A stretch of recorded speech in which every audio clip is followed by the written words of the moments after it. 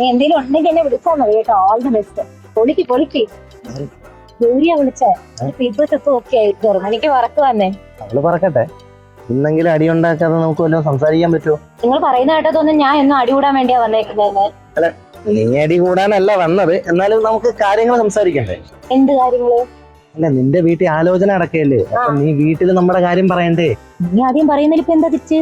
എടി, പക്ഷെ നിന്റെ വീട്ടിലാണല്ലോ കല്യാണാലോചന നടക്കുന്നത്. അപ്പൊ നീ പറയണം നിനക്ക് ഇങ്ങനെ ഒരാളുണ്ട് എന്ന്. നീ പറഞ്ഞു കഴിഞ്ഞാലല്ലേ എനിക്ക് ബാക്കി സ്റ്റാർട്ട് ചെയ്യാൻ പറ്റൂ. ഓക്കെ, ഇപ്പൊ എന്തിനാണ് ദേഷ്യപ്പെടുന്നതെന്ന് അറിഞ്ഞിരുന്നില്ല.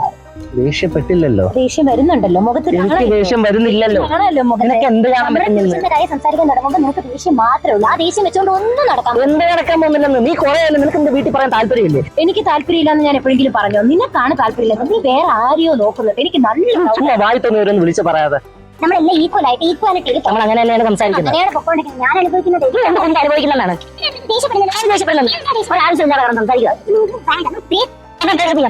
ഇതെല്ലാം പറഞ്ഞ അവള് breakup. A few minutes later.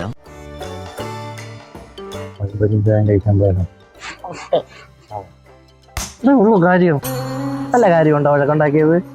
ഇത്രയും നേരത്തെ ദേഷ്യയിൽ ഈ അടി തീർത്തത് തന്നെ. ഇപ്പൊ എന്തിനെന്നെ അടിച്ച? ഞാൻ വെറുതെ അടിച്ചത്. എന്തിനെന്നെ അടിച്ച്? നീ എന്തിനെന്നെ അടിച്ചു?